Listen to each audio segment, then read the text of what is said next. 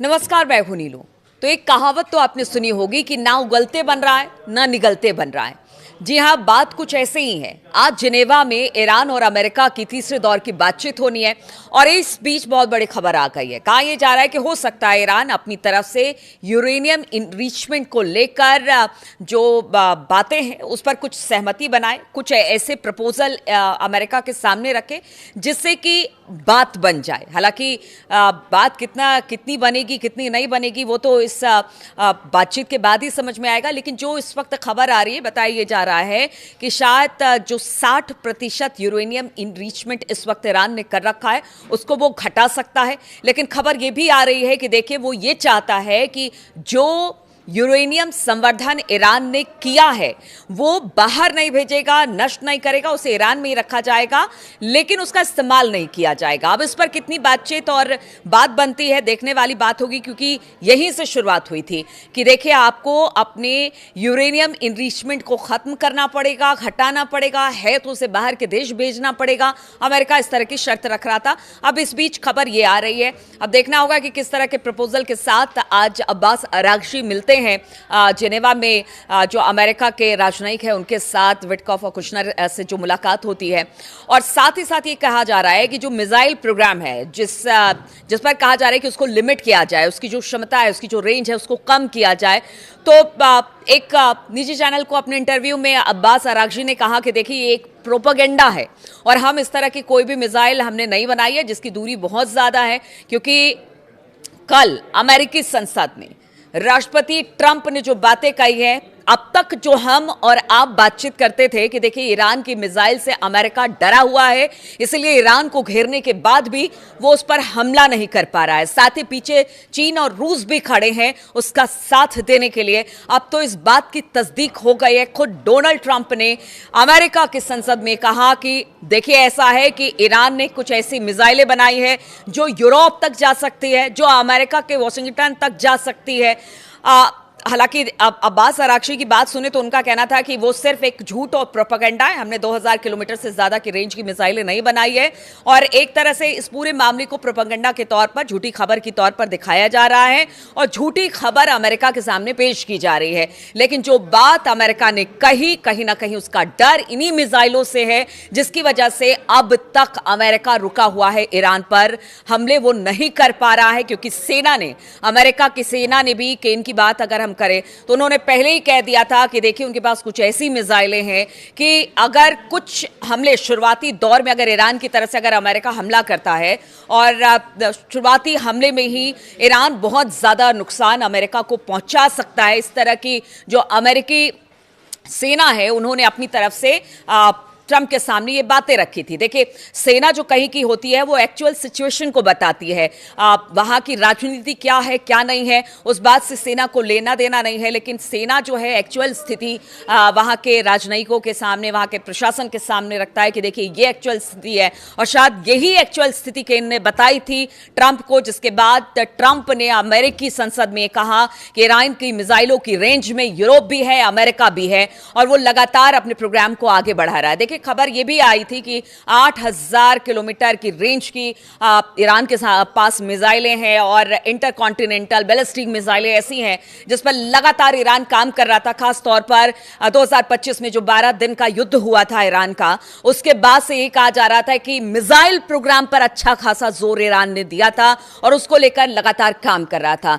China ने जो भी मिसाइल बनाने में उपलब्धता उसको देनी थी वो सारी चीजें उपलब्ध कराई ईरान के सामने, और ईरान ने समझ लिया कि देखिए ये हमारी रक्षा का कवच है और यही कवच हमें बचा सकता है। और आज यही कवच जो है वो अमेरिका और इजराइल के लिए टेंशन का सबब बना हुआ है। क्योंकि अब तो ट्रंप ने भी स्वीकार कर लिया है भाई कि देखिए ऐसा है कि अगर हम ईरान पर हमला करते हैं तो हम पर भी जबरदस्त तरीके से इन मिसाइलों से हमला होगा और यूरोप और अमेरिका भी इससे नहीं बचेगा। इसलिए इस बात का इंतजार किया जा रहा है कि बातचीत से रास्ता निकल जाए। इसलिए आज तीसरे दौर की जो वार्ता होगी वो बहुत अहम होगी, क्योंकि ईरान को कह दिया है अमेरिका ने कि देखिए आप कुछ ऐसी चीजें लेकर आइए जिससे बातचीत आगे बढ़े, जिससे हम सेटिस्फाइड हो, आपके पास भी कुछ हमारे पास रखने के लिए विकल्प हो। तो अब देखना होगा। अब्बास अरागची ने तो बहुत उम्मीद जताई है कि देखिए बातचीत से ही इस युद्ध का हल हो सकता है, क्योंकि इसमें किसी का भी भला नहीं है, चाहे वो अमेरिका हो, इजराइल हो, या फिर ईरान हो, या पूरा मिडिल ईस्ट हो, किसी के लिए भलाई का सबब नहीं है। अगर ईरान पर हमला अमेरिका करता है तो युद्ध होगा, और युद्ध को कोई टाल नहीं सकता, बातचीत ही इसका एक विकल्प है। तो आप देखना होगा कि आज किस तरह की स्थिति और किस तरह की पेशकश ईरान की तरफ से अमेरिका के सामने होती है, और इसके बाद अगर बात नहीं बनती है तो फिर क्या युद्ध ही एक विकल्प होगा, इस पर सबकी निगाह होगी। लेकिन दूसरी तरफ ईरान की बात की जाए, एक बार फिर से ईरान में जो अंदरूनी हालात है बहुत अच्छे नहीं रह गए हैं, और पिछली बार भी हमने देखा था कि जब ईरान में अंदरूनी हालात ठीक नहीं थे, उस वक्त अमेरिका ने मन बना लिया था कि ईरान पर हमला किया जाए। तो क्या अब इसी से जोड़कर देखा जा रहा है कि एक बार फिर से अंदरूनी हालात वहां पर खराब हैं, इसी का फायदा उठाकर कहीं ऐसा ना हो कि अमेरिका ईरान पर हमला कर दे। तो उसकी भी कोशिश है कि अंदर खाने ईरान में जो इस वक्त स्थिति है उसको काबू में किया जा सके, उस सिचुएशन को टैकल किया जा सके। इसीलिए जो ईरान सरकार है वो पूरी कोशिश कर रही है कि जो भी विद्रोही हैं या फिर जो वहां पर प्रदर्शनकारी है उनको रोका जा सके। तो इस मोर्चे पर भी ईरान काम कर रहा है। बातचीत भी उनके लिए एक विकल्प है, जिसको लेकर अब्बास अरागची और लारिजानी के नेतृत्व में लगातार वो अमेरिका से संपर्क बनाए हुए हैं। दूसरी तरफ युद्ध का विकल्प भी है, क्योंकि अब्बास अरागची ने जो कहा उसमें उन्होंने यही कहा कि देखिए ऐसा है, बातचीत तो हम एक विकल्प हमारे पास है, लेकिन युद्ध से भी हम पीछे नहीं हटते हैं। और युद्ध हमारे लिए अगर बातचीत खत्म होती है और अगर अमेरिका हमला करता है तो ईरान भी इस युद्ध के लिए पूरी तरह से तैयार है, 100% नहीं बल्कि 200% तैयार है, और इसके लिए हमने पूरी तैयारी कर ली है। लिमिटेड वॉर जैसा कुछ नहीं होगा, ईरान पर हमला होता है तो एक बड़ा हमला फिर अमेरिका पर भी होगा। और कहा जा रहा है जिस मिसाइल का डर ट्रंप को है, इसी वजह से जो कि उनके 2 जंगी जहाज बेड़े हैं, खास तौर पर अगर फोर्ड की बात की जाए या अब्राहम लिंकन की बात की जाए, दोनों 2 जगह पर इस वक्त है, क्योंकि बताया जा रहा है कि एक ओमान की खाड़ी के पास है, एक ग्रीस के पास है, वहां से आगे नहीं बढ़ा है, क्योंकि वो जो है वो ईरान के मिसाइलों के रेंज में आएगा। और अगर अमेरिका हमला करता है तो सबसे पहला टारगेट यही जंगी जहाज होंगे, यही बेड़े होंगे, और इसी पर सबसे पहले हमला ईरान कर सकता है। और इस बात की तस्दीक खुद अली खामनेई साहब ने की है कि देखिए हम तो बड़े से बड़े जहाज भी डुबो देंगे अगर हम पर बात आती है।